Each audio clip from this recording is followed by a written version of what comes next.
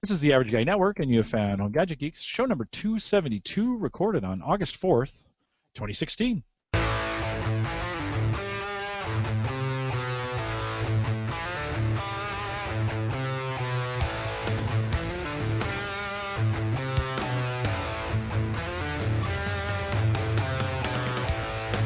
at Home Gadget Geeks, we cover all the favorite tech gadgets that find their way news, reviews, product updates, and conversation, all for the average tech guy. I'm your host, Jim Collison, broadcasting live from the Average Guy.TV studios here in stormy Bellevue, Nebraska. Mike, had some crazy tornadoes. I saw one today. It was instant. It was absolutely instant, and I hear you had a crazy experience. It was a water spout. So I was biking, and I came around the corner in this one area in Council Bluffs, and boom, there it was right in front of me. Now, I say right in front of me. It's probably 3 or 4 miles away. But it was a water spout, right? So it had hit Lake Manawa. That's one of the big lakes in our area. Just sucking up tons of water. You could see it shooting everywhere around. But it was when they do that, they're super dark and super defined. And so, Mike, it was crazy. I've never seen a tornado that close. Well, and only in Nebraska do we hear the tornado siren and think, let's go on a bike ride. That's like the first thought is like, let's should have known better. I should have. Hey, I wasn't the only one out there. There were people taking pictures and people were stopping in their car. The sirens in Nebraska stop and look. Yeah, right. It's like drawing attention to something you can get a really cool picture of. It's actually nature's way of telling us, hey, there's something really cool going on. You should probably take a look at it. You know. Right. Well, it was pretty cool. It was pretty cool. I survived it, and of course we post this show with world-class show notes each week out at theaverageguy.tv. You can also join us live on our mobile app, and actually I have to reach out to LastPass to see if they want to renew that, but our mobile app, get easy access buttons to subscribe to it at homegadgetgeeks.com. Literally one click and you're in. Great way to listen to the show, especially on the road. If you're not downloading it or whatever, you can get those out there. Go to homegadgetgeeks.com. We want to thank LastPass for sponsoring that app. Home Gadget Geeks is a part of the Geeks Network. Find the links to this show and many other great podcasts out at thegeeksnetwork.com. And speaking of the Geeks Network, we are doing the Home Service Show meetup in Indianapolis, September 17th. So if you haven't signed up for that yet or you've been thinking about it, it's getting close. I mean, can't believe how fast. I mean, we're a little over a month away. 6 weeks out from the meetup. Right. September 17th, Indianapolis. Head over to Home starts as the right one. HomeServerShow.com, and you'll see 2016 meetup. If you want to join us in Indianapolis, you get there. Hotels are cheap. It's Indy. We're there for a Saturday. It's tons of fun. Mike, I think I'm going to try and drag you out with me. I'm doing my best. Make it work, and we will do that as well. I want to also remind you, we started a new Patreon sticker thing. So this is the first time I've tried it. We're just going to see how it works. And so if you head out to theaverageguy.tv/support, or just go to the page, and there's a Patreon link to the side. For a $3 pledge, we'll give you, let's see if we can do it. I got these stickers. I'll cut them up individually so we can mail them to you. I'll mail them, put them 42-cent stamp, my business card, and we'll ship those to you. I'm only doing 30 of these kind, and then I'm not printing any more like this. So if you want to get in on the deal, go to theaverageguy.tv/support or head out to theaverageguy.tv, click Patreon, create an account. Just all you have to do, 1 month, and this would actually bill in September, so I'd send you the sticker beginning of September or so. 1 month, $3. You can stay with it. A great way to support the podcast and all the things that we do.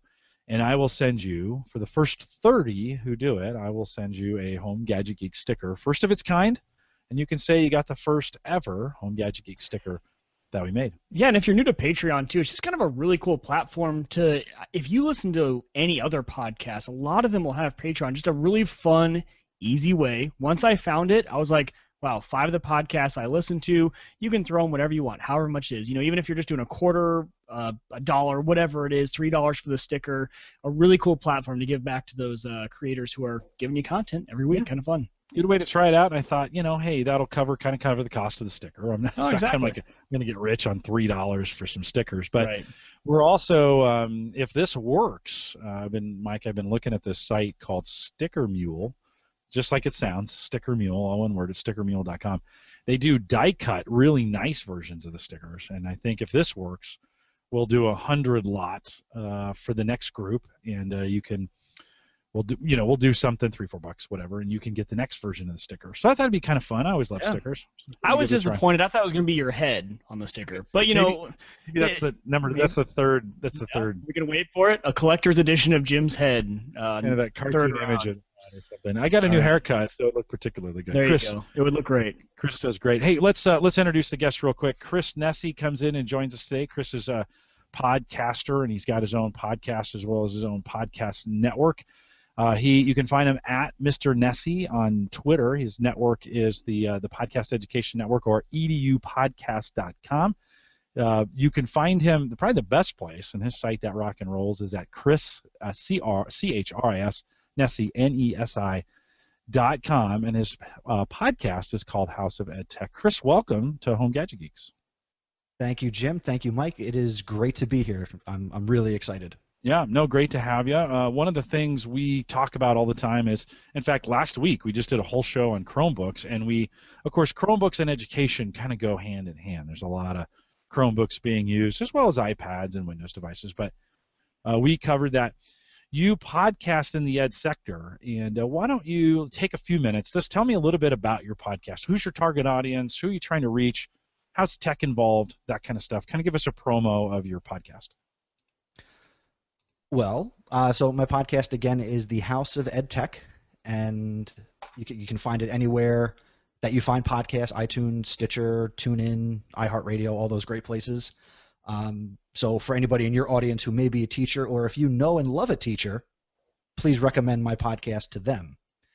And my podcast will help teachers integrate technology effectively into their instruction. And that's the whole point. My show, I release it twice a month, and it usually contains an interview where I'm talking with a teacher or an administrator or a software designer or somebody who's creating technology for education. And I interview them. We have a great conversation.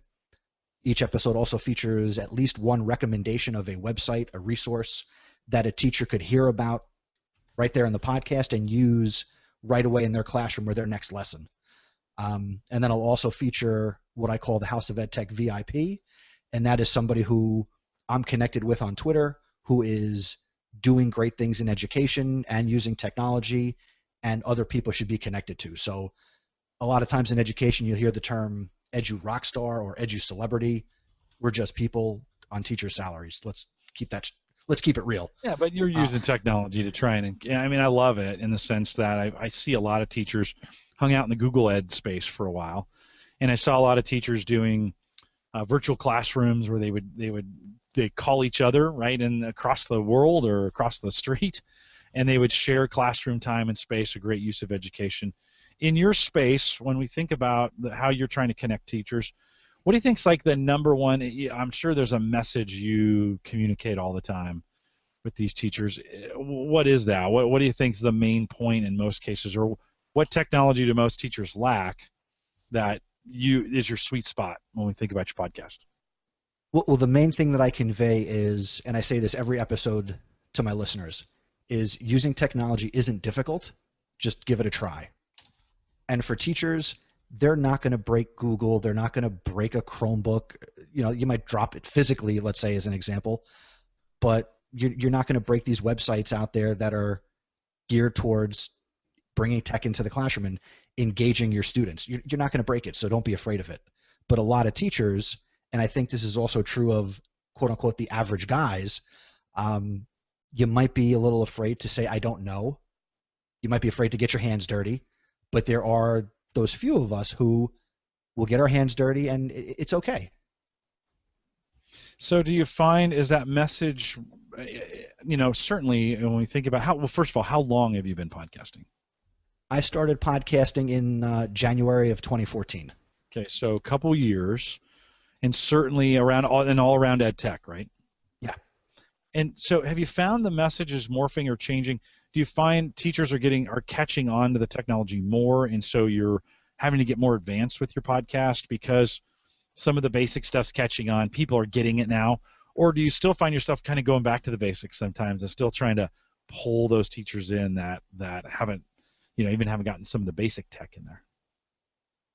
Yes and no. So some episodes are covering, like you said, some of this more basic content, and I'll loop back around to basic concepts or a website or a tool that's really simple for me and for anybody to use. But then there are some things that I'll talk about or recommend, or I'll interview a guest about something that would be more advanced in terms of what are you integrating and how are you using it. And when I talk about it, it's like, okay, we'll get in the building on the ground floor, and then there are some people who are integrating tech at the penthouse level. I want to get everybody in on the ground floor, and you work your way up at your own pace. Mm-hmm. Okay.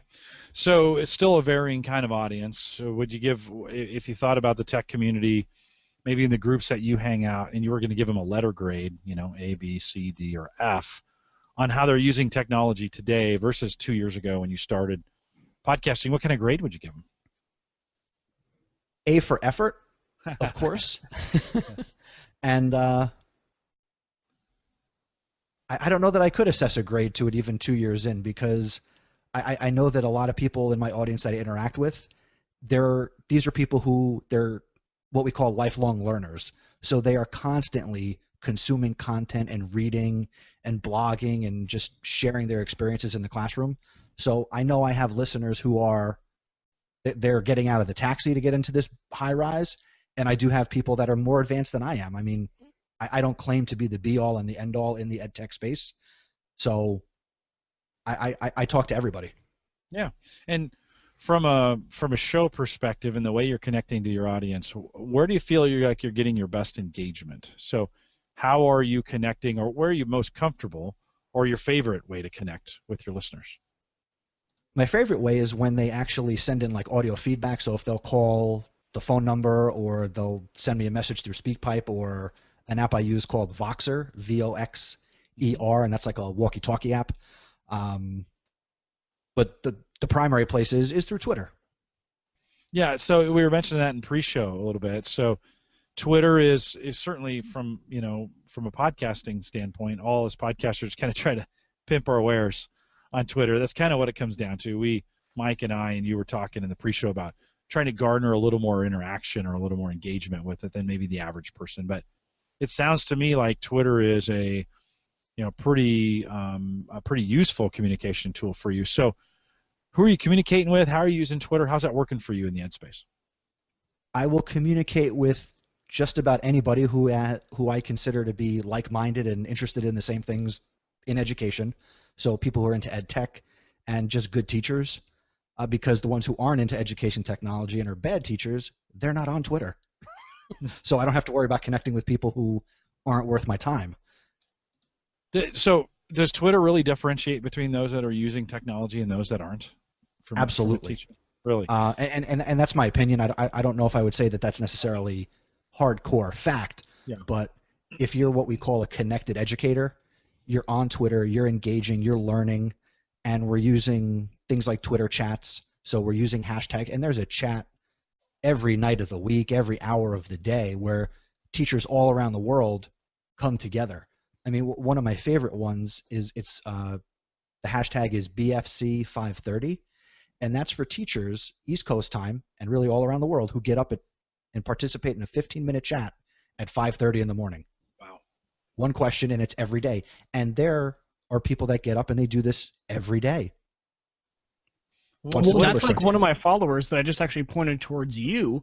I noticed all the time hashtag like Catholic Ed Chat, right? Like she's involved in the Catholic education sphere, and I noticed that from her, and I actually have first, because she talks all about it, she's very involved in it, and I have gone in and gotten involved with that hashtag just because they're talking about it, so it spreads even beyond the educators to people like me who might be interested in it. So you're right, those people who are engaged, those educators who are really engaged in it, I think are the ones who are getting the most out of the technologies like Twitter and stuff like that. Chris, absolutely. What kind of, so it's 5:30 in the morning and you've got a 15-minute chat. What kind of, what's the benefit, or what kind of things do you get out of that, or do educators get out of that in 15 minutes on Twitter?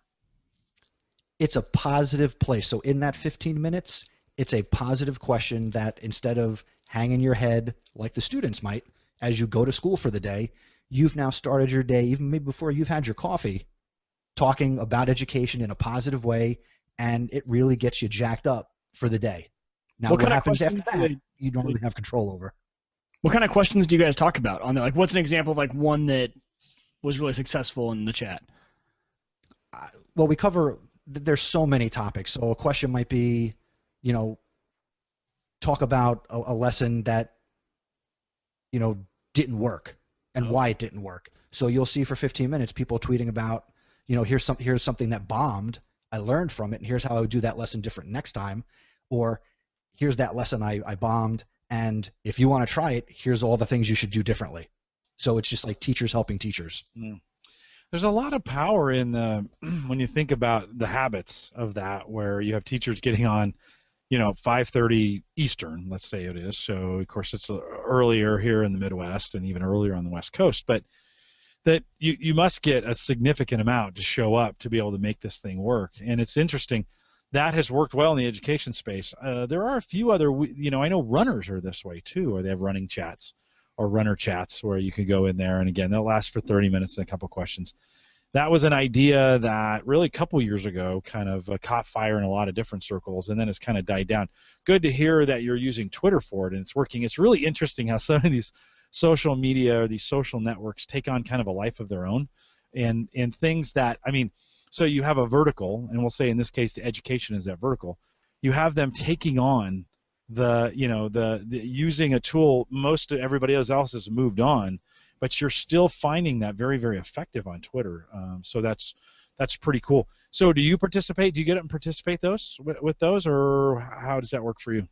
I participate in a number of chats, and the great thing is it's kind of like podcasting.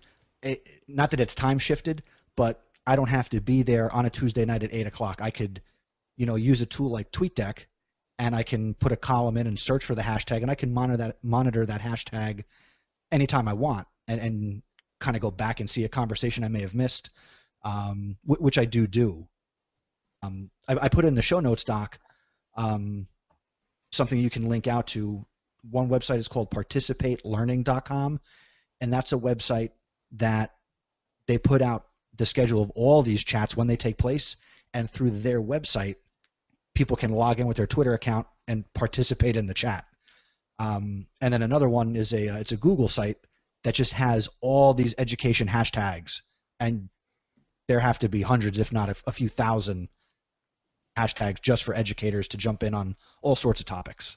And do you find they're coming in after the fact sometimes? The Twitter chat has already happened. They might have missed it, but they're going to join in the conversation anyway?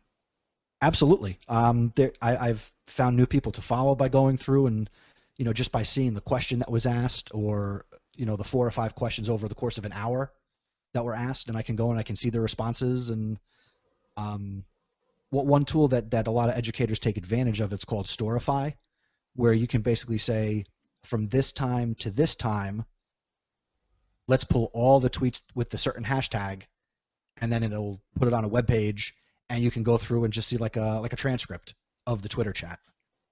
That's cool. I've never heard of that one. Go ahead, Mike. Well, I was going to say, so, I kind of see this as Twitter probably being the main platform for a lot of you educators to have these chats on. And what you just said kind of comes to my point is, so is there any problem with some of these educators maybe being a little more reserved with what they say about maybe a failed lesson plan because it is public and it might be pulled, onto one of these websites? Whereas, is there any engagement maybe on like Slack or something that might be a little more, hey, this is just us educators, it's private, you don't have to worry about anything that you say becoming public and then you being tied to maybe a failed lesson plan or anything like that? I think the culture has shifted, though. There isn't that fear to put out your failure, because in education, fail means first attempt in learning. And amongst educators, there's a big movement to promote failure. So we're not afraid. We can't tell kids it's okay to fail if we're not prepared to share our own failures. So yes, something like Slack that you mentioned, that's up and coming. It's starting to take root for teachers. Like for conference planning, and I'm dabbling in Slack myself, but coming back to that point, and I lost it. It's been a long day. Can you guys spread that mentality though to all the other industries? I think that's such an awesome mentality that the education sphere has about failure. I want to see that in other places, because that's awesome that you guys have that on Twitter and you're not afraid to express those Mike, failures. you will see that, but it's going to take about 20 years for the kids who are in grade school now to get out there. That's true. And become and remember what they learned as students when they become lawyers, right? Lots of podcasters and things like that. Right. but it's a movement that's now that we won't be able to harvest the fruit from till a little bit later. Well, I'll tell you when it happens, because it'll be the first time a lawyer tweets about his first loss in the courtroom that has taken place. Because it's just, but I love seeing that. I kind of like that about the education sphere, and I think that's why that person I was talking about on Twitter who got me involved in that hashtag. It was interesting because you're totally right. They're very open. They're very free to talk about things, share ideas, and I think the education industry is kind of one of the first ones that's kind of adopted that as, hey, we don't care if it's public either way. Public, private, we'll put it out there, and you guys choose to use the ideas however you will in your own classroom, which is awesome. I think that leads to some successes. Like, okay, so how do we do does. this? Like, we launched this rocket and it blew up on the pad. Here's how we built it. Like, and somebody goes, oh, you should have done this, right? Or should think about now that. What you're seeing is now things like Snapchat, Instagram. Yeah. Teachers are using these things in their classroom. They're periscoping their lessons so anybody can watch it. There's a superintendent here in New Jersey who he was periscoping out lessons so teachers and administrators in other districts could see how they use their observation model and what effective teaching looks like. You couldn't do that 2 years ago. Yeah. No, it's Not great. really well. We do something similar. I interview coaches on our Call to Coach program at Gallup, and we take feedback all the time from people. It's like, hey, this is what I did that worked for me, but what else could work?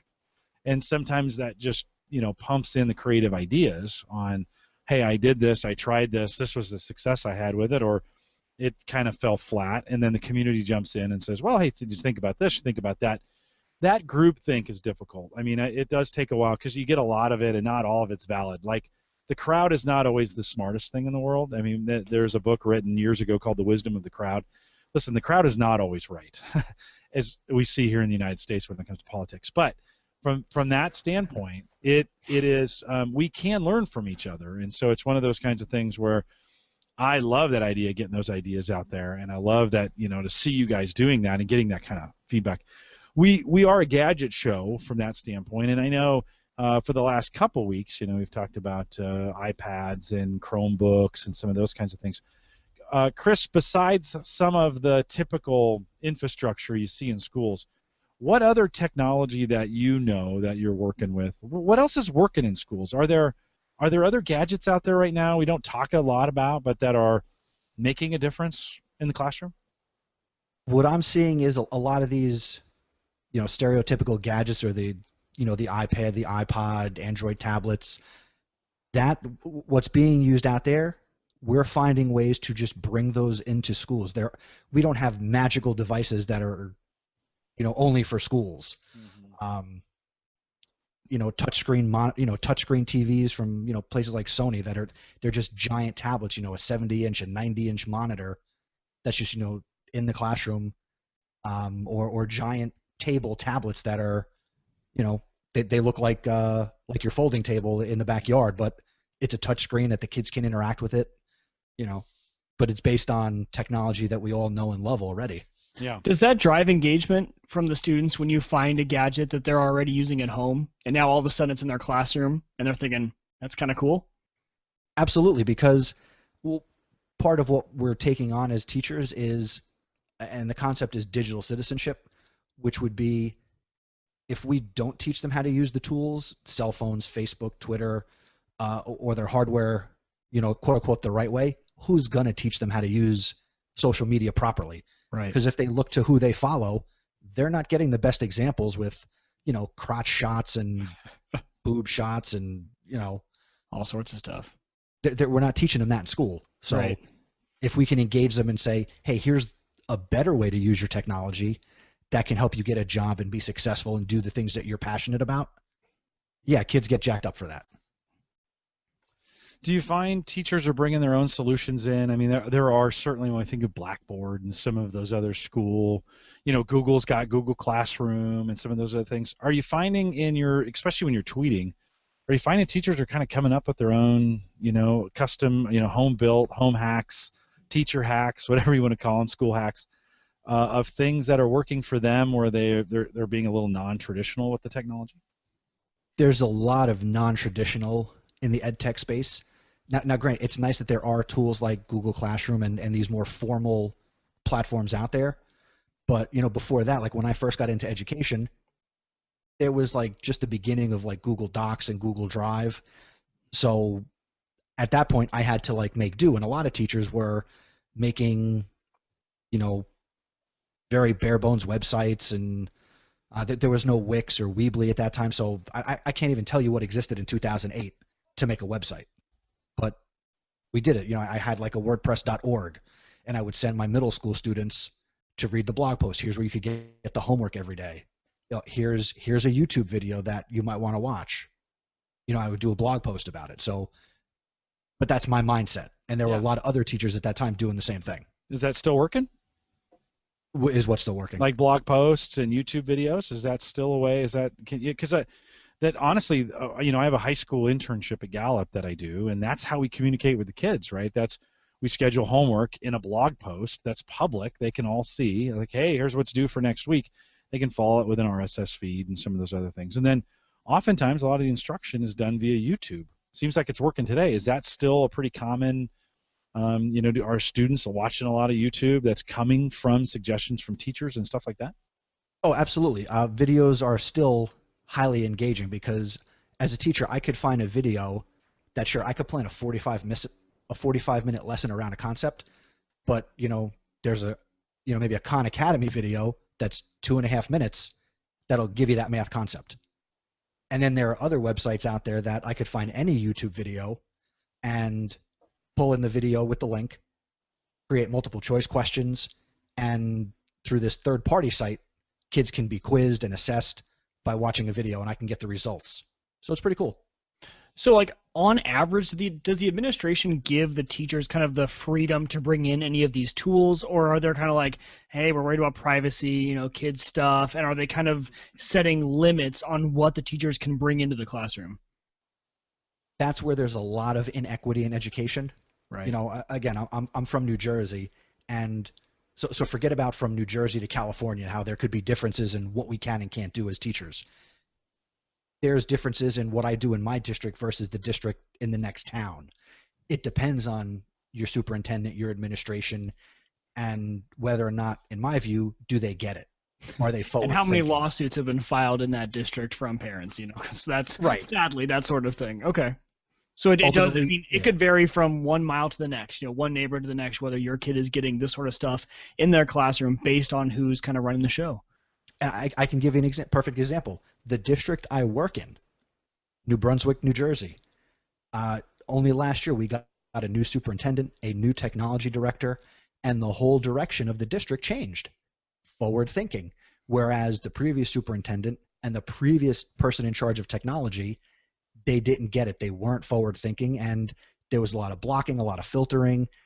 And within 4 months of the new superintendent, all of a sudden the district had Facebook, Twitter, Instagram, and was putting out and promoting all the positive things. So that's just in the last 18 months. When you think beyond a technology level, you always think of universities, right, being the place where finally the teachers can say whatever they want, the kids can say whatever they want back to the professors. It's kind of this open dialogue, but you kind of limit that back to technology, and you're kind of seeing that as, younger and younger, right? Okay, high school, maybe a little more open, a little more, back and forth, and at what age, can we start delivering that? But with technology, it's kind of cool how, just like you said, as long as you're allowed to, you can really be as creative as you want, and beyond the big, Google Classroom, you can start being creative on how you bring your, course to your students, and it's really up to you on how you want to do that. I like that. I like that kind of open freedom to give teachers. They went into this industry for a reason, right? You don't become a teacher for the money. You become it because you really want to help the youth, teach them, educate them, help them become better people. So you're naturally going to bring tools that will help them do that. So I like to give the teachers the freedom to do whatever they want. I think it's important. You should become a superintendent. Sure, let's do it. I'll go for it. Chris, we missed this. I was in such a hurry to get to the technology. We missed a little bit about you. What do you teach, and what subject, and then what's your favorite from your standpoint? What is your favorite technology in the classroom? I am certified social studies, so I've taught middle school and high school history, and currently I'm getting ready to go into my 5th year where I manage the high school's in-school suspension program. So a little non-traditional role in education. So on a day-to-day basis, I'm not instructing any one particular subject, but I'm working with the kids who are, for lack of better words, being punished to make sure that they're keeping up with their work. And since this big shift has happened in my own district, I've been able to now be more of like a tech coach. So teachers, I'm in the same room all day long. So teachers come to see me. I work with the kids who I have, and I helped them this past year. Here's how you use Google Classroom. Here's how to use Google Docs. Because for a lot of these kids and the community, it's an urban district. These are kids who they don't have computers at home. They're not going to the library to use technology. So the 6 computers I have in my classroom, I'm able to work with these kids to say, yeah, here's how you send an email. Here's how you do some of the things that I could do with my eyes closed, but it's new to you. Mm-hmm. My favorite technology is, again, just from being in school and education, any technology is good technology. It's not about any one specific device, because I think kids and teachers should be exposed to as many different platforms as possible. And I had told this to my superintendent. He had an open forum, and he was considering making the high school Mac only, and then have like Chromebooks available in the middle school and Windows in the lower grades. And I said, with all due respect, we should have everything available to our high school population, because you don't know where they're going to go or what they're going to do, where maybe they need to use Linux, use Windows, use the Chrome operating system, have Android stuff available, have Chrome boxes. So that's my thoughts on that. Yeah, no, that sounds smart. This is going to be a tough question to answer, and we could probably talk the rest of the show on it. But you think about these students that don't have a computer at home, right? And how are we going to solve that problem? Because it's super important that they have technology at home and at school, right? I mean, they're at school a good chunk of the time, but we know when they interface with that technology at home, it can speed up the education process. From an educator standpoint, what do you think of that? How do we get that? How do we fix that? Jim, I don't want to sound like the stereotypical teacher, but I actually do have the answer to your question. Good. Let's hear it. So a lot of districts in this country are using or have gone to what is called one-to-one, where every kid is provided a device. It could be an iPad, it could be a Windows laptop, it could be a MacBook, it could be more affordably, it's going to be a Chromebook of some model or make. In my population, and I found out about this, there's a district in California where the district took the district school buses and outfitted the buses with the ability to send out the district's Wi-Fi network. And so each day, this district in California doesn't park the buses in a bus lot. It parks the buses throughout the community. Interesting. Wow. To create Wi-Fi hotspots for the students. So when the kid's at home, they can access school internet on a school device. And That's there's awesome. your answer. Which I brought that article to my superintendent to say, he asked that same question that you just asked. How can we do this for our kids in this community? And I said, boom, here's an article I just read today about this. Roaming Wi-Fi. It's a great marriage, because it's on a vehicle that only gets used through 2 hours in the morning, 2 hours in the afternoon, and it's done, right? And that's genius. That's pretty cool. You could even mesh network that thing together. We shouldn't go that far when we think about it. But very, very cool. You in the show notes, you'd mentioned some if this then that automation as some of the tools you're using. We always think of that as advertising tools. How are you guys using, or how do you use if this then that in schools? Well, what I do is, and this is more towards what I do, not so much for my job, but for the podcast and for how I connect so I can continue to learn. So I will tweet all of my blog posts, all my podcast episodes. I actually have it set. We're not quite a mastermind, but I have 5 very close teacher friends who we all work in different districts in New Jersey and parts of New York, that we auto tweet and share each other's blog posts. And I'll send my blog posts automatically to Evernote and to Google Docs, so I've got a backup of everything that I do. And I share that with teachers to say, here's an easy way that you can not spend a lot of time doing some of these things that would otherwise take a lot of time to do. if this then that is great for anybody who wants to sit down maybe on a Sunday and say, all right, here are my tweets for the week. Here's when I want to send them out, and you can get that all scheduled. And then it's done. You don't have to worry about it. Yeah. Well, that's cool. So it's a kind of a teaching aid to make sure stuff is arriving when it should, or retweeted kind of when it should. Brian Auer in the chat had said when we talk about hardware, I was talking about how do we get, we of course talked about the Kangaroo PC, very small form factor, very inexpensive PC. When we think about the best equipment, we were talking about getting computers sent home with kids, so they could do it at home on their one. Or theft's always an issue, but what have you found? Have you found any hardware that works? Some works better than others. Is it better to send home with a Chromebook or Windows laptop, or in your opinion, what kind of equipment? If we're going to send it home and it has a propensity to be lost, stolen, or broken, what have you found that works well? Anything you put in the kids' hands is going to work well. I mean, the iPad was designed for 2-year-olds. Anybody K through 12 is going to be more advanced than 2 years old. They could take it home. Again, cost is always something that comes up in education. So I am on the Chromebook bandwagon. There's no reason to go out and spend $900 on a Windows laptop versus for that $900, I can get 3, 4, 5 Chromebooks, and if it breaks, all right, it's no big loss. It's a $100 device. Yeah. Not a big deal.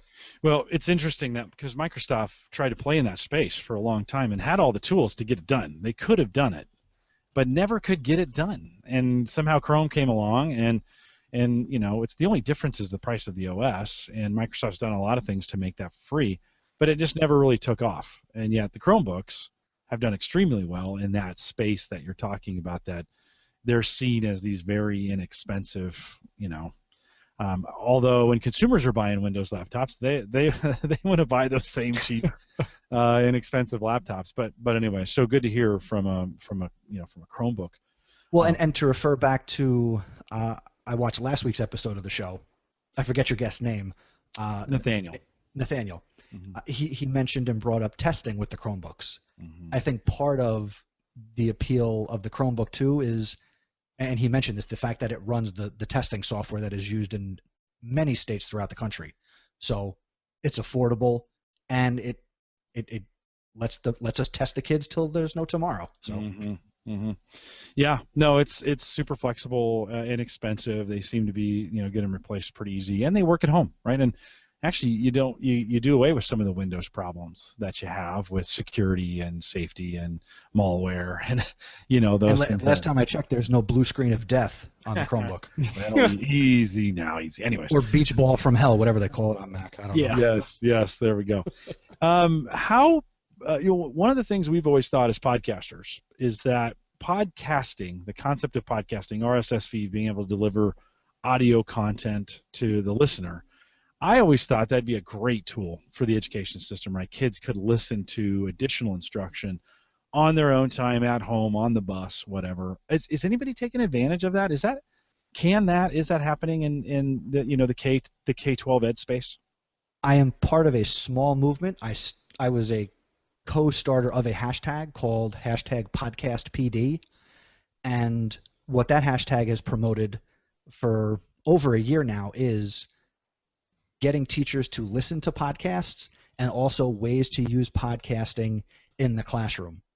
One example that I am aware of, an English teacher in Connecticut used Serial in her AP, is either AP Government or AP English class, and had the kids listening to the podcast, and then they had to create content as part of their final exam. So I think it was part of the content was like the law component of that podcast, and then how to create podcast content by listening to a podcast. So that is happening. There are a lot of districts that have their own podcasts.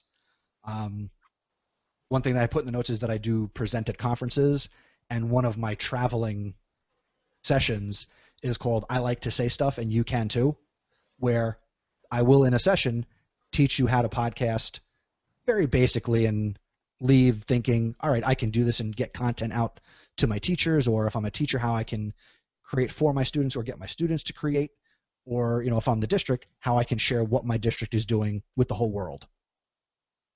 And I think that's one of the biggest things. I think a lot of times us as podcasters focus on how can I get what we are saying out to the world instead of, hey, okay, we can use this technology to just get it out to a certain demographic, right? If you're a business, you're getting it out to your employees. We have these old antiquated systems of getting video and audio out to our employees.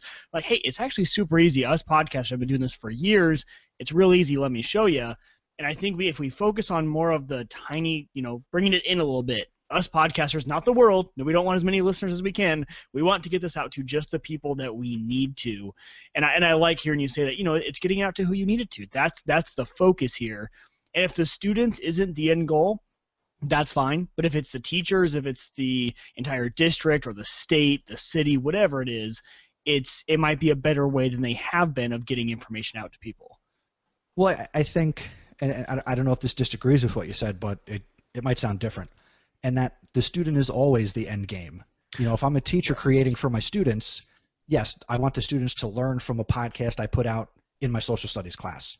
If I'm the principal of a high school and I'm putting out a weekly podcast or a monthly show that spotlights my school, ultimately that's going to benefit the students because that's a marketing tool when it comes time to vote for the budget. And so maybe not a target listener is what I should have said. They're not the target listener of it, but they're the beneficiary of the content that was delivered. Yes, students are always the beneficiary. Right. Makes sense. Chris, what kind of podcasts are you seeing that are being innovative and are working well, do you think? And what kind of formats? Certainly, I know who's podcasting in that space. You've got a podcast network that I'm assuming is doing some of this as well. What's innovative in that space today? What do you mean by innovative? So what I mean is, who do you think is doing it really, really well, taking advantage of all this technology that we have and having an impact or having an effect using podcasting in that space? Who's thinking of it in a way that's being effective and innovative, something different, something new? You want names? Well, no, sure. But I'm more interested in the concepts. What are they doing well? If you want to throw names in, that'd be great. I'm sure we can do that. We don't have to protect the innocent, but what are they? What do you think they're doing? What kind of things are they doing? I'm going to be like a proud parent as well, and Mike, you're going to understand this soon enough. So I'm going to brag about my kids. All right. Not my own kids, but the podcast on my own network because I'm the proud papa. So every podcast on the Education Podcast Network is a high-quality podcast in terms of production and in terms of the content. These are educators who are podcasters who get podcasting. There is another network out there, and I'm not going to give them the time of day. They literally have educators and people who create what I'll say is air quote podcasts where they literally just phone it in and somebody else puts it together. They don't believe in the long form show, and the shows on the network that I run, it's varying lengths, varying topics, and I tell people who I approach about it, you keep doing your show your way. You do the content you want to do, you reach the audience you want to reach. I just want to bring you together because you're a good podcaster and you're creating something cool. I think that answers part of it. Yeah, and so tell me, if you were giving me an example of one of those in your network. So again, that's edupodcastnetwork.com. If you're getting an example of one of your favorite ones in there that you think is really taking advantage of the podcast concept, which one would that be? I'm going to give you a couple. Okay, fair enough. Angela Watson's Truth for Teachers, and that's the name of the podcast by Angela Watson. The Cult of Pedagogy podcast with Jennifer Gonzalez. And one of my favorites is called Better Leaders, Better Schools. And that's by he's an administrator in Chicago. His name is Daniel Bauer. Those are three people who really get podcasting. They create podcasts the way, like you create your podcast, or a Dave Jackson or a Daniel J. Lewis. That's how they create their shows. They're high quality production, the audio quality's there, and they're bringing the content every week or every 2 weeks. And are they all interview style, or how are they actually? What kind of genre what kind of methods are they using in their delivery? For example, Angela Watson, her podcast is 9.5 times out of 10, it's a monologue, and it's about 12 to 15 minutes, and she brings it. The other two that I mentioned, Cult of Pedagogy and Better Leaders, sometimes Jennifer Gonzalez does an interview. Daniel Bauer, he typically has an interview. It's out of the norm when he does a solo episode. And is their target just teachers, or is anyone trying to reach students with their podcasts? These particular podcasts, these are geared towards teachers and administrators. I don't have any podcasts on my network that are geared towards the students, but one that I am aware of, the gentleman's name is Joe Sanfilippo, and he's from Fall Creek. And he does a podcast in his district as the superintendent. That is, he has kids on. It's geared towards the school community. I think that'd be a great way. Go ahead, Mike. Well, what about like future educators, students in college wanting to be teachers, thinking about ways to further their education right now while they're in school? You know, they've maybe got 3 years left before they're out there doing what you guys do, teaching, and they want the advice. Any podcasts focused towards them at all? Or no. Probably actually all of them, when you think about it. They're all towards them. I can't point you to the New Teacher or I Want to Be a Teacher podcast. Right. That's a great title. Someone's got to jump on that. You should have one, yeah. Yeah, someone's got to get that niche market. I'm sure Dave already bought the domain. There we go. He might have. Snags them up. But any of these podcasts, they would – somebody who wants to be a teacher or is just coming into the profession, these are all great shows because they cover such a variety of topics, whether it's technology or leadership or just, hey, you had a crappy day, here's a pick-me-up. Listen, and you can listen to an episode. I love the concept of the superintendent speaking to his students through podcast. I think that's a perfect. I have been down that path. You know, that's why we started podcasting at Gallup. We had things to say to our customers, and so it was like, you know, at first, we started with a couple hundred. We're doing thousands now, and it's pretty cool to kind of see that work. And I think, and anytime you have a single person who needs to communicate with bunches of people, whatever that is, 100 or 1,000 or 10,000 or whatever, I love that idea of jumping on a microphone, cranking it out, putting it out on some kind of regular basis. And they say the millennials, the kids, and actually the millennials are not the children who are in school today. So for anybody who's, you know, I get a little weary of this, like, oh, the kids in school, the millennials. No. The millennials they're all actually in college and have graduated already. Those are the millennials. But people say to me all the time, oh, millennials are not listening to podcasts. I just don't think children or that age have been taught how to do it yet. They'll watch YouTube. They'll watch they'll watch TV. They'll watch that kind of content. We just need to make it available for them. I don't think we give them enough credit sometimes, and we immediately dismiss it and say, well, we shouldn't create anything for them because they'll never watch it. I think that's a mistake. I think we should be making the content, and if it's good and compelling, they'll watch it. Don't you think? And you know, a customer base I think we're forgetting about, though, is the parents. How awesome would it be if the parents started listening to these podcasts that are meant for teachers, and all of a sudden the parents realize that it's not the teacher's fault, it might be their kid that's actually acting out, and it's not the teacher's fault. You know, there's this whole this thing moving now where all the parents just want to blame the teachers, but how awesome to be if the parents realized, hey, they are producing excellent plans for our students. Maybe I should talk to my kid about his behavior instead of blaming the teacher for not teaching him correctly. Maybe there's another customer base that could be reached by those. But Jim, you had an awesome point for Chris.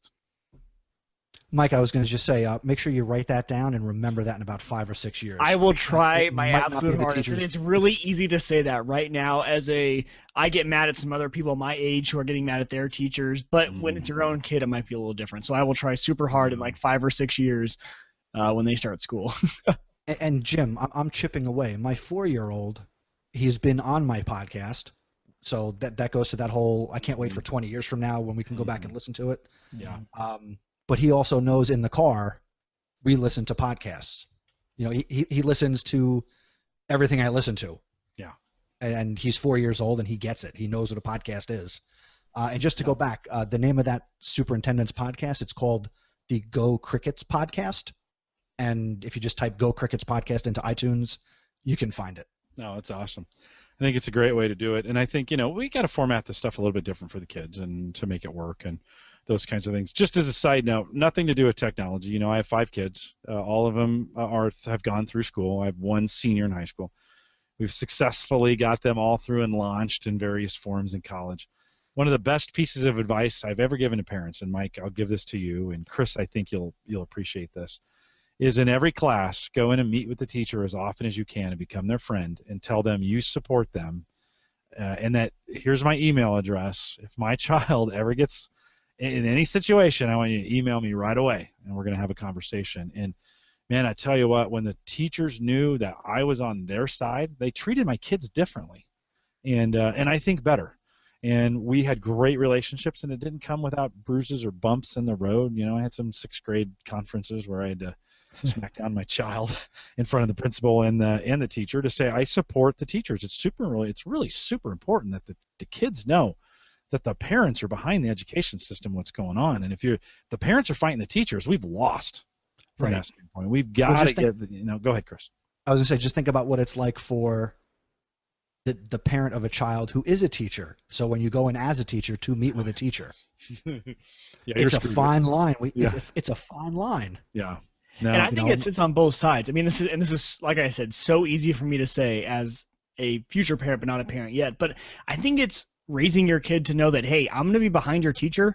Like, you can't come crying home to mom, and I'm not going to, or dad, and I'm not going to come running to the teacher and defend you on certain things. Like, you are going to school because I believe it's important to you, and your educators are well-trained, well-educated, and I believe in them. And so you're going to have a lot to answer to when you come home if you got in trouble. Like, there's going to be consequences there. And I think somewhere, like in the last 10 years, that got lost. Like, somewhere it was like, oh, no, if I came home and I got in trouble, it's not their fault anymore. Well, I think school became a consumer item where people... That's probably true. Right, the consumerization, the way we've seen people take to it. We're going to get super political here, and Chris, we are. Super That's uncomfortable. True. So we're going to stop. I don't mean to twist it into that area. It's the way my brain works when I'm going to be a parent of a future kid. So it's just that's great. That's great.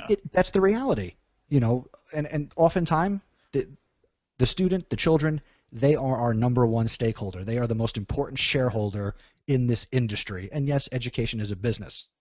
Unfortunately, too many times we are forgetting about the shareholder like we do not do in other businesses.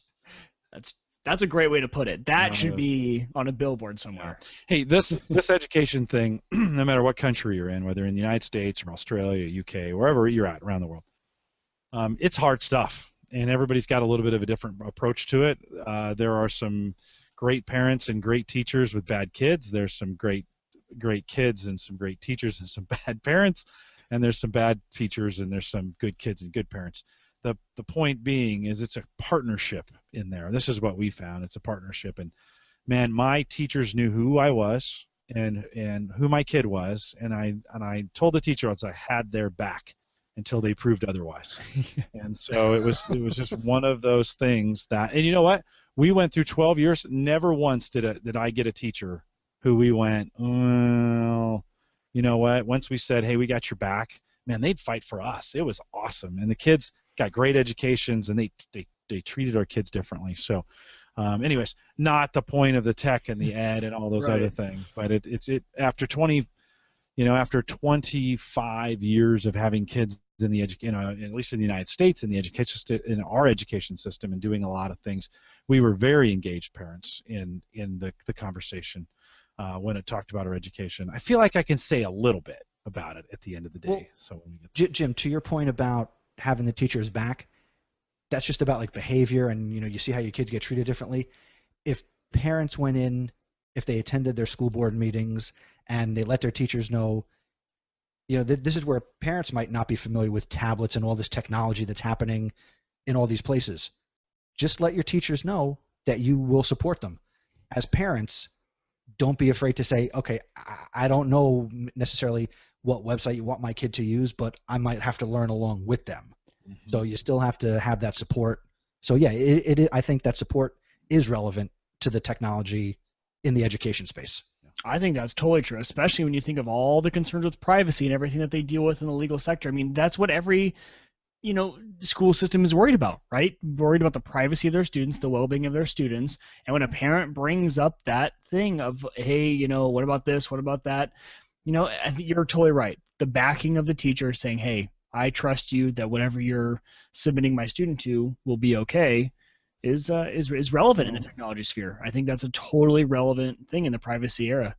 And that's where you get into, there are some districts, there's a girlfriend of mine, don't tell my wife, no, that there are a lot of great sites out there to be used in education, but they're not COPA compliant. And they're geared towards education, but then a district will stand on their policy that, if you're not COPA compliant, we're not going to use your site or your service in our district. So that's a very important hot button issue. Yeah. Well, speaking of hot buttons, I know I'm going to get a few angry tweets or a few angry emails from folks saying, Jim, how dare you? My kids are the most important things, and we've had terrible teachers in the system. I get that. Hey, guys, it happens. What my point is being, through all this, be engaged in your school system. Good or bad, get engaged. Get in there. If they don't know, listen, many of you who are listening to this program right now have some pretty awesome superpowers when it comes to technology. You could be jumping in your school district and helping. Right? That could be one of those things where you could volunteer to do a computer club, volunteer to help the teacher, step in and do some tutoring. Hey, let me pitch this to you. Yeah. There's a big movement, the maker movement. So a lot of school districts and their school libraries, they're creating maker spaces. So for your audience, check with your school, check with the school librarian. Do they have a maker space? Maybe they're looking for old gadgets or an old computer. It might be a 1998 Compaq. A kid doesn't know the difference. They might want to just take it apart and put it back together. Right. Just bring in old gadgets and let the kids tinker with them. When you say maker, are you talking about content or hardware or what kind of stuff? Yes. Yeah, awesome. Perfect answer. That's what I want to hear. No, there's lots of different things they can do. There's lots of, we have access to the corporate, most of the listeners are working in some kind of space in corporate America, and we recycle or do whatever with a lot of our computer equipment, and oftentimes some of that stuff could make its way into some school districts that could need it. We're running a high school program this next fall where we're hoping we get 60 high school kids to come in on Saturday mornings 9 to 1 and learn software development. We know we're going to get some kids, and it's a BYOD, bring your own device in. We know we're going to have some students who don't or can't bring in on their own gear. I've had my hardware guys, holding back the laptops that we're just getting ready to get rid of. Holding back because all they're doing is JavaScript development. They could do it on anything, right? But so we're holding back laptops, and I'm hoping to have 35 to 40 laptops in a cart, and Windows, because that's what we need. And the kids can check those out on Saturday mornings when they come in and do their work on it. That's what I'm talking about, getting engaged. That's how I'm using my tech superpower at work to help the school, and not just. This isn't actually, none of my kids will benefit from this, right? Well, I'm doing this for our community, and I'm hoping. We have the parents in, by the way. Man, they just think this is the greatest thing since sliced bread and peanut butter, right? I mean, they're all about it. So that's what I'm talking about using your superpower. Is everybody's in these unique situations and think, how can I take the tech we have and how can I help it benefit the school district or a local school or whatever? Here's what they need to do. Go ahead. I'll give you an example. Before my dad got back into teaching, he worked. He was in the tech part of international banking. Worked in New York City, and at least twice in my K-12 experience, the bank he worked for at those two times, they were getting rid of old hardware, and they reached out to my district, and they donated, I guess for the tax write-off, they donated, 100 towers, big CRT monitors, keyboards, mice, the whole thing, and then my district took them, and then they became district hardware. It was old for the banking industry, but it was great for schools. Mm-hmm. So for your audience, for you guys listening, contact your local school district business administrator and make that's your point of contact most likely if you want to donate or get hardware into your schools. Yeah. Yeah, well, I just encourage get involved. Like we're doing a high school internship program. We're going to back that up to junior high eventually too. And this is a situation where we don't even have to go to the school. The kids come to us. And we're figuring out creative ways, especially in the low-income areas. Fortunately, my office is smack dab in the middle of these low-income areas, so they don't have far to travel. We actually are going to partner with Urban League this year, and they're going to drive vans around and pick up the kids and bring them to our office then these kids in our office are getting a chance to get to do web development on equipment that we have in our building and those kinds of things. So you can be creative. There's tons of ways to do it, and it's just awesome. So Chris, thanks for that. Wait, Hey, I wanna got two turn- more things. Oh yeah, go ahead, go. I'm Yeah. sorry. In the fall, for your techies in the audience, get involved if you can in what's called Hour of Code, hourofcode.org, and that is to bring coding into the schools. So maybe you can make a guest appearance, do a guest lecture about coding, or do a little workshop after school. And then in the spring, there's something called Teen Tech Week, where, again, connect with your local district, see if they're doing anything, and this is in April. Maybe you can come in and do a workshop on scripting or game development and show kids what's available. So Yeah, that's in ways to- Omaha here, and this is a national. We have Girls Who Code. That's another organization where girls they meet at libraries and they start local chapters and they do these 20-week programs. I just went to their final. They did a final presentation on Saturday, and so I went down to the AIM Exchange building here in Omaha and saw these kids deliver. Now, one of them's in our program, which is really cool. She applied and made it into our program. I was super excited to meet her and her parents. It was awesome community work. And guess what? It cost me an hour on Saturday to go out and make that connection that day, right? So I'll encourage folks to do that. Chris, any other? I want to wrap it. I'm gonna shorten some things up here a little bit. But anything else you want to throw in when we think about the ed tech piece before we wrap it? Nah, I pretty much said my piece. Good. Good. Do you feel like we were successful in communicating some of the pieces? Maybe not your traditional Home Gadget Geek show where we kind of geek out on the equipment, but I like to do these every once in a while to get my listeners thinking about doing things besides hoarding our gadgets. I get a little weary of talking about iPads and Windows, and it's a ton of fun. But as a community, we can be such a force if we choose to be. Chris, it sounds like for us we could get involved in education as well. I think you hit it on the head when you use the term, what's your tech superpower? And that's something I'm big on. Everybody, we're all individuals, we're all unique, we all have a different perspective. So we all have a different skill set. So anybody in this audience right now can bring something unique into education that has roots in technology, and they should. Why wouldn't you? Even if you don't have kids in the school system, you're paying taxes, get involved. Yeah, carve out some time, get involved with the schools. Start small. Don't bite it off. Don't try to eat the elephant in one bite. Find something small, volunteer for one thing, and let that snowball into some other stuff. Figure out where your right contribution is and jump in there and get it done. If you're coming home and you're just geeking out at home, and that's great too, but there's a lot of great things that we can do to help out our school, help out our kids, help out technology. And it's not always about iPads or Chromebooks. And we talk about those things, but sometimes it's just about getting involved in the school that's near you or with where your kids are and get some things going. Chris, let's really quick switch gears. We're going to condense your gadget list, though. What's your one go-to favorite gadget? Something like if it breaks, you would just be devastated. What do you like? What do you have to have? I'd have to say my iPad mini. It's pretty much an extra appendage at this point. So yeah, that's where I'm using Twitter and connecting and taking pictures and surfing the web and reading blogs and listening to podcasts. So that's my go-to gadget. Great little consumption device from that standpoint, and it will do all those things actually pretty well. Do you read? I assume you read books, Audible, podcasts, all that stuff. You're doing it all on that device. Yep, and even when I go out to conferences and events, I use the iPad to create content. So hooking up the microphone to the iPad and all that fun stuff. Oh, that's great. That's great. Do you use that Lightning connector to USB and use a USB mic, or how are you getting sound into the Lightning iPad? to the camera kit, ATR 2100, and Boss Jock. Nice. Right on. Hey, I use that just from an audience standpoint. I talked about that Rode mic that plugs into the side. It's a $60 or so. Yeah, like a little smaller than yours. We showed it on the show 3 or 4 weeks ago. Right. I actually have it at work. I've been using it. And, man, that thing actually works pretty well. I went back and listened to some of the interviews that I did.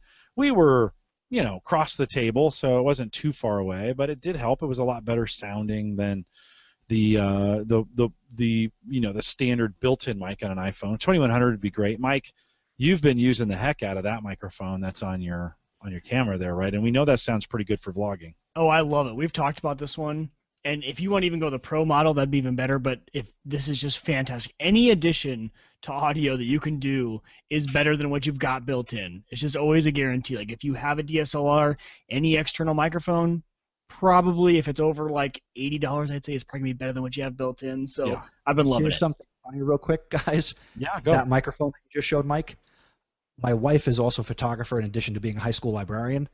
So we have that microphone. I'm looking at it. It's over on her desk. It's the That's best. the mic. It's the mic I started using when I podcasted. I plugged the analog cable into my laptop.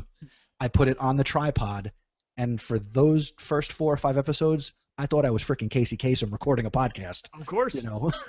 Yeah. Hey, it gets you there. It gets the job done. That's the thing, and that's funny. When Jim and I both talked about this microphone for the first time, I said, "Hey, there are people who use this as like an interview microphone. They will extend that thing out there and use it, and it works just fine. You can use it for any sort of thing. It's universal. Yeah. It's great." It worked great. Mike, you've in pre-show we were talking about the Hero Pro 4. You had some advice if folks weren't thinking about getting a GoPro. You have a little bit of advice. Throw that for sure. Yeah, and I'll show it real quick. So this is the entire GoPro 4 session. So this is going to be the cheapest entry you can get nowadays. If you are buying a brand new GoPro, this is the cheapest one you can buy. But I think it's by far one of the best ones you can buy for a few reasons. For you simple users out there, so this is in the off state. If I wanted to turn it on and start recording, it's one button. You tap the record button, it turns the camera on and starts recording at the same time. So it's boom, it's on, it's recording.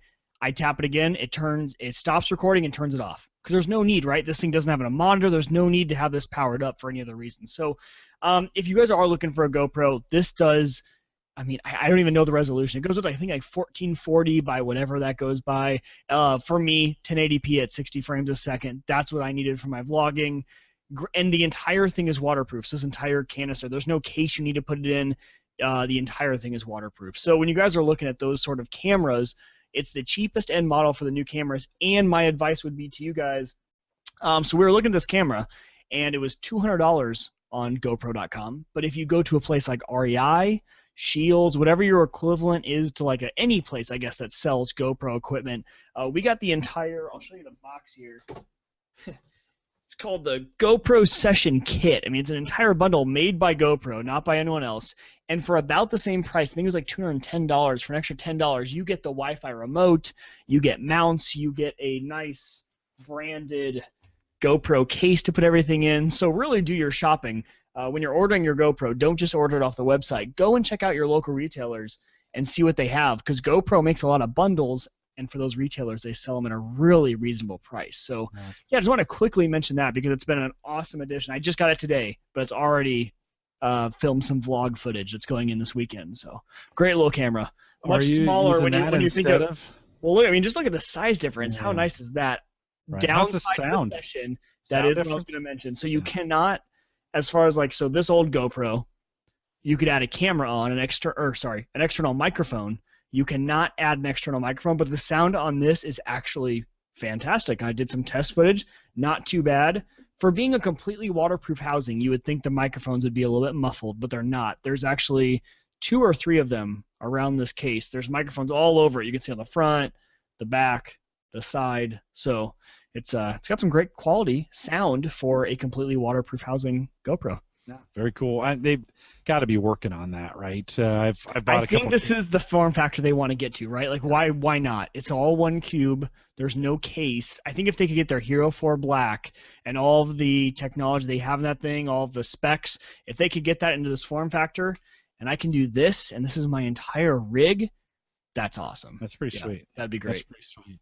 I've been using I've got that same or very similar tripod that you have there, and we've been doing interviews, man on the street interviews at work for some millennial videos that we're making, and I just slapped my phone on there, that Rode mic, put it on that tripod. Man, it just goes anywhere, and you can set it up and then hit record, and boom. Well, and that's one thing I was going to mention on those tripods. So this is a Joby brand. Joby's very popular, the Bendy, right? They make the Gorilla Pod. It's the brand. Well, Joby, what they also make is tripod toppers. So this is a tripod I've had for a while, but they make a topper, and what the topper does is that the thing we all love about the Jobys, it's a push and snap sort of system. You have one attachment on the bottom of your camera, and you can go onto this. Well, that means that you can put it on then click, snap, put it on a big tripod. You're there. You don't have to unscrew, rescrew. You have to do anything with the attachment. It's the same attachment for everything. So one thing to consider is brand loyalty. No matter what the brand is, it doesn't have to be Joby, but Joby's a nice one because it all comes together, all your equipment on the same tripods. Mike Ken was asking any reason that you got that one. Isn't your older one better? No, actually, my older one is it's a Hero 3 Silver, not even a Hero 3 Plus. So when I was looking at the new ones, this is $100 cheaper. For me, honestly, all I need is 1080p at 60 frames. I'm not looking to do 4K. It's not for. I'm just vlogging. No one wants to see my face in that much detail. Let me tell you, that's something I don't want. So for me, this was the best option. It's small, it's compact, it's waterproof, the entire thing.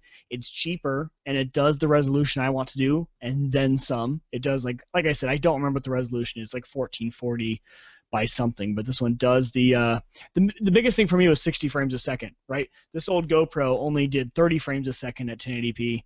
This one does 60, so if I want to slow something down at 1080, it looks a lot better when you got 60 frames, which is also consistent with my DSLR. So I want them all working in conjunction when I'm editing that video together, and that does a great job for it. So yeah, for me, this one worked great. You can go with the silver or the black. They're fantastic cameras, but for $100 less, you get a fantastic camera in this session.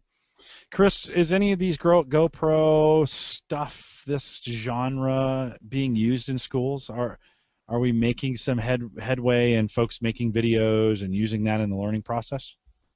I've seen students who have, GoPros, or they, I guess the predecessor would be like the flip camera. Yeah. So kids making videos for video projects. So yeah, kids are all about creating and being creative and using iMovie or other types of software to create awesome. Do you hear many teachers using those in creative ways from a learning process standpoint of getting those GoPros out maybe in some unique situations where they can then turn that into education? In my building, not the GoPro, but we have a TV production studio, and there's a TV production teacher.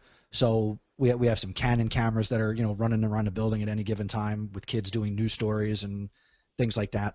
I know in science classrooms they've used other kinds of cameras, so the kids will use their own devices to capture video. So again, in school, it's not about any specific device. It's about the concept of creating. Yeah. No, right on. I think there's some great opportunities there. Everybody's a little bit different, but that's especially with the equipment. Getting those GoPros, Mike, at $200. That's actually really reasonable. Yeah. Right? And pretty standard. Completely. To get that done. And this rugged, you don't get a camera that's this rugged for that price that does this sort of quality. Yeah. The entire thing. Oh, right on. Let your kid chew on it, right? Like it's like a little block size. It's like your ABC block. So the baby will be I'm gonna give it to the baby and see what kind of footage the baby gets. You'll need that for the new one that's coming your way. That's very true. Very soon. At the beginning of November. Yeah, it's coming up super quick. I'm gonna be a dad. You're gonna move. You're gonna get your answer to the bar exam. You're gonna have a child. A job. The job is the more important part. Yeah. Let's start that job. Let's get that. Hopefully, we'll keep you podcasting through the. Exactly. We're going to try and keep doing that. It'll be great. Hey, one reminder as we go on our way out here, stay around for some post show that we're going to do after we're done. But Mike and I are putting together a fantasy football league again this year. If you're interested in joining it, I thought maybe if we waited till the end, we'd get the most die-hard listeners, Mike, not the ones who just found us on iTunes to. But those die-hard listeners, if you were in the league last year and you want to join us, let us know again. Send me an email, jim@theaverageguy.tv. I'll ship that over to Mike, and we'll put the league together. I had a ton of fun, and it was awesome to do as part of the podcast network. We were pitting 1080 or the 2980. 1080. I had the camera. Yeah, you had the cameras in your mind. It's okay. It's okay. We're the 1080p network. Yeah, it's 2980 network against the Tag network here. Mike's network is a little bit on hiatus. But we'd still love, hopefully most of your listeners came over and are joining us over. I'm going to throw it out to the vlog community. Maybe they'll join. We'll see. Yeah. You never know. For sure. We'd love to put a community together. Fantasy football. You don't even have to care about football. It's just a ton of fun to talk smack every week and see who wins. So if you're interested in joining us and we have to do this pretty quick here, send us an email. Jim@theaverageguy. We have to have it done by the beginning of September. So we've got a little bit over a month, I think about a month to get this done. So send us in your request soon.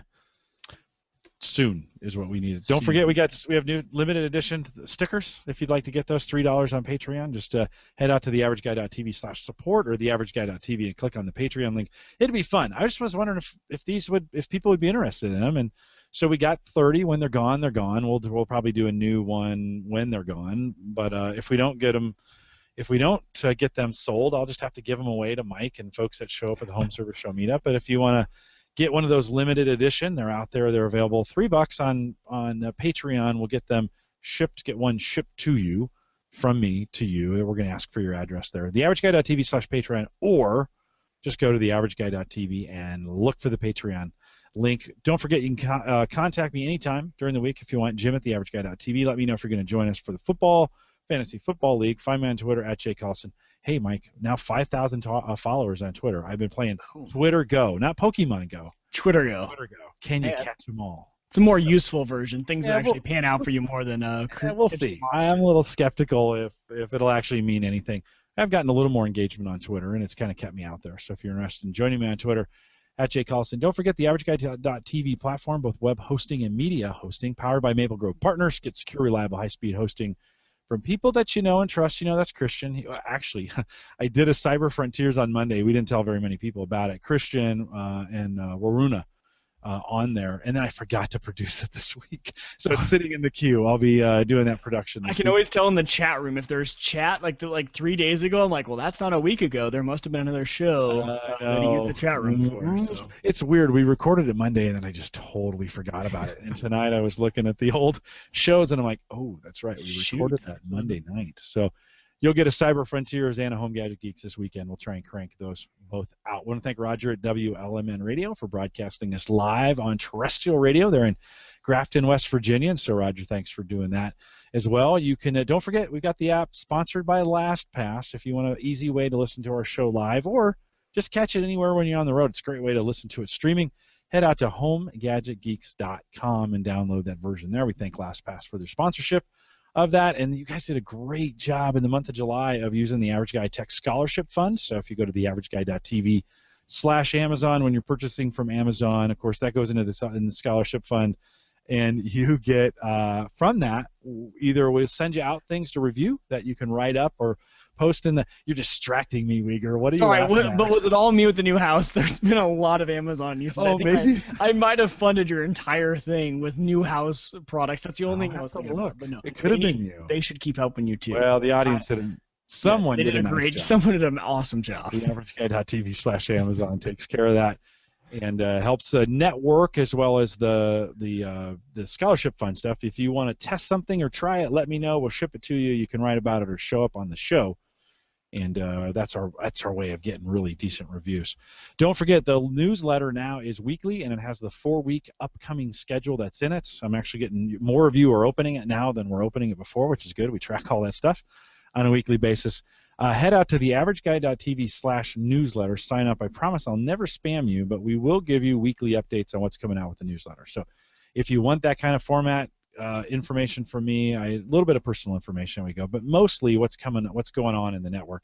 Head out to theaverageguy.tv/newsletter. We are live every Thursday, 8 p.m. Central, 9 Eastern. We try and keep it to an hour and 20 minutes. It's been an hour 30 most weeks now, but it's always good. Chris, thanks for taking some time tonight to be on the program. I appreciate it. Jim, thank you so much. Mike, it was a pleasure to be on your podcast.